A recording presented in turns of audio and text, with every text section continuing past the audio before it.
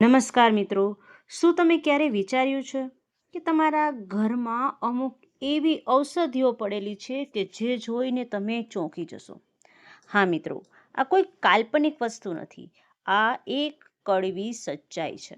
એટલે કે ખરેખર આપણા રસોડામાં ઘણી બધી એવી વસ્તુ હોય છે જેના લીધે આપણે સ્વસ્થ રહીએ છીએ. આપણા પ્રાચીન ગ્રંથો એટલે કે આપણા ઋષિ મુનિઓ છે એ કહેતા હતા કે રસોડું છે ને એ આપણી ઔષધ શાળા છે. અને ખાસ કરીને આયુર્વેદમાં તો એક ખૂબ જ સરસ વાત કહેવામાં આવેલી છે કે સ્વાસ્થ્ય છે ને એ આપણા સારા આહારથી જ બને છે. અને જો તમારું આહાર સરસ નહીં હોય તો મોટા ભાગના રોગો પણ થઈ શકે છે. તો મિત્રો, શું અને કઈ વસ્તુ કેવી રીતે લેવાની આજે આપણે આ વિડીયોમાં જાણીશું. તમને હું વાત કરું તો લસણનું સૌથી મોટું રહસ્ય હું તમને કહેવા જઈ રહી છું. સામાન્ય રીતે લસણનો ઉપયોગ આપણે શાકમાં નાખવા માટે કરતા હોઈએ છીએ, પરંતુ આજે આ લસણ તમારા બધા જ દુખાવાને દૂર કરવા માટે ઉપયોગમાં લેવાનું છે. એટલા માટે ખાસ કરીને મિત્રો, આ વિડીયોમાં બન્યા રહેજો. અને વિડીયો સારો લાગે તો વિડીયોને લાઈક કરજો અને તમારા કોઈ પણ પ્રોબ્લેમ હોય તો અમને કોમેન્ટ કરીને જાણ કરજો. મિત્રો, 90% રોગ તમને શરીરની અંદર થતા હોય અને તમે એનાથી વંચિત રહી જતા હોય તો તમારે તમારા જીવનની અંદર એક નાનકડી આદત બદલવાની છે. તમારા હૃદય, મગજ અને રોગ પ્રતિકારક શક્તિને મજબૂત બનાવવાની છે. આપણા વડીલો કહેતા ખબર છે કે ઉતાવળે આંબા ન પાકે. બસ, તો આ રીતે જ આપણે લસણનો પ્રયોગ કરવાનો છે કે ઉતાવળે તમે કંઈ કામ ન કરો. આનો પ્રયોગ કરશો તો ધીમે ધીમે બધા રોગ જળમૂળમાંથી નાબૂદ થઈ જશે. મિત્રો, એ આપણે લસણ સ્વાદ માટે ખાઈએ છીએ, પણ આજે આપણે દવા માટે લસણને ખાવાનું છે. લસણનો ઇતિહાસ માનવ જાતિના ઇતિહાસ સાથે જોડાયેલો છે. એટલે કે મિત્રો, ખાસ કરીને ઔષધિ તરીકે આપણે એનો ઉપયોગ કરવાના છીએ. આ કુદરતી ઉર્જા આપવાનું કામ કરે છે, યુવાન રાખવાનું કામ કરે છે. હા મિત્રો, ખાસ કરીને લસણનો ઉપયોગ આપણે અહીંયા ઊંડાણપૂર્વક સમજવાનો છે. લસણની અંદર ઘણા બધા તત્વો રહેલા હોય છે.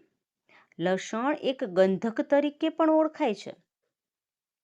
મિત્રો, લસણનો સ્વાદ તીખો અને ગંધક હોય છે.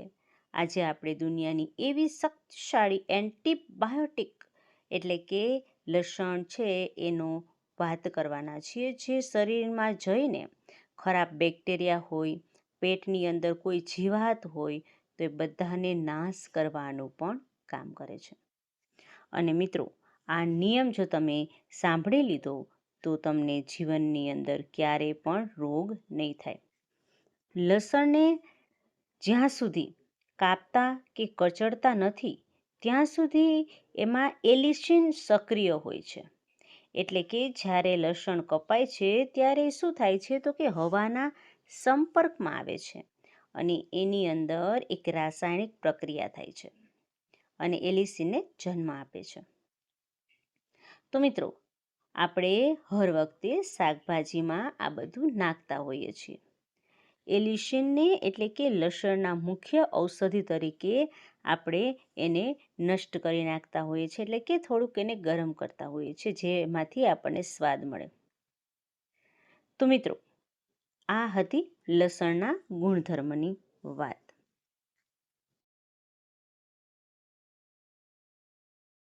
હવે આપણે જોઈએ કે લસણ કયા કયા રોગોમાં કામ કરે છે.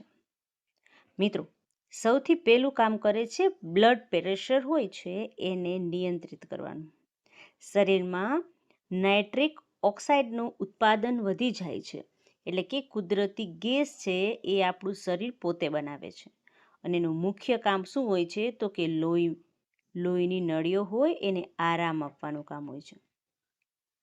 એટલા માટે આનાથી લોહીનો પ્રવાહ સરળ બનશે અને તમારા શરીરની અંદર, હૃદયની અંદર કુદરતી બાયપાસ સર્જરીનું કામ આ લસણ કરશે. મિત્રો, જે નળીઓમાં ગંદકી જામી ગઈ છે, ખરાબ કોલેસ્ટ્રોલ જામી ગયું છે, એ બધાને ખેંચીને બહાર કરવાનું કામ કરે છે. એટલે કે શરીરની નળીઓની સફાઈ કરે છે. આ તમારી ધમનીઓમાં જે ચરબીના બ્લોકેજ થઈ ગયા હોય છે એ રોકે છે. તો એને સુધારવાનું કામ કરે છે. તમારા લોહીને એટલું બધું પાતળું રાખે છે કે હાર્ટ એટેક કે સ્ટ્રોકનો ખતરો છે એ ખૂબ ઝડપથી ઓછો પણ થઈ જાય છે. બીજું જોઈએ મિત્રો, કે જે લોકો 40 વર્ષના છે અથવા તો એનાથી ઉપરની વયના છે, એ લોકોને સાંધાના સતત દુખાવા થતા હોય છે. ઉંમર વધતાની સાથે હાડકાં નબળા પડતા હોય છે. તે લોકોએ લસણનો ઉપયોગ કરવો જોઈએ. ખાસ કરીને સંધિવા અને દુખાવામાં લસણ ખૂબ જ જાદુઈ રીતે કામ કરે છે. મિત્રો, એ સોજાને પણ મટાડે છે, સાંધાના દુખાને મટાડે છે અને જેટલા શરીરની અંદર રોગો હોય છે એ રોગોને જડમૂળમાંથી નષ્ટ કરવાની શક્તિ પણ ધરાવે છે. અને મિત્રો, ખાસ કરીને સ્ત્રીઓ માટે તો એ અનમોલ છે. કારણ કે સ્ત્રીઓ જ્યારે માસિક ધર્મમાં હોય છે ત્યારે એને પેટમાં ખૂબ દુખાવો થતો હોય છે, માસિક અનિયમિત હોય છે. તો લસણ ખાવાથી માસિક ધર્મ રેગ્યુલર થઈ જાય છે. તો મિત્રો, આટલા બધા લસણના ફાયદાઓ છે. ખાસ કરીને જે કચરો જામેલો છે એને સાફ કરવામાં વધુ ફાયદાકારક નીવડે છે. જે લીવર છે એમાં કોઈ ઝડપથી કોઈ ઝેર બેસી ગયું હોય, એટલે કે પ્રદૂષકો બેસી ગયા હોય, ઝેરી પદાર્થો આવી ગયા હોય, તો પણ લસણ આને બહાર કાઢવાનું કામ કરે છે. અને મગજ શક્તિ, એટલે કે મગજની યાદશક્તિ વધારવામાં પણ ખૂબ જ ઉપયોગી સાબિત થાય છે.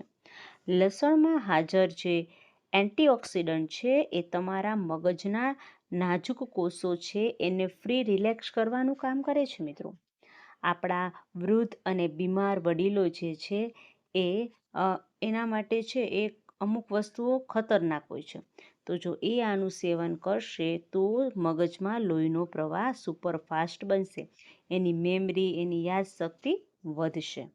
એટલા માટે ખાસ કરીને મારા વડીલ મિત્રોએ આનું તો સેવન કરવું જ જોઈએ. મિત્રો, કોઈને શરદી ઉધરસ થઈ હોય, કોઈ ભયાનક બેક્ટેરિયા હોય, વાયરસ થઈ ગયો હોય, તો મિત્રો એમાં પણ આ લસણ ખૂબ જ રામબાણ ઈલાજ તરીકે સાબિત થાય છે. લસણ તમે લાંબા સમય સુધી સારી રીતે ખાશો તો એક શક્તિ ઉત્પન્ન કરશે અને કોઈ તમારે જિમમાં કે કસરત કરવાની જરૂર નહીં પડે, કારણ કે આના સેવનથી જ તમારા બધા રોગો મટી જવાના છે. મિત્રો, તમારે શું કરવાનું છે?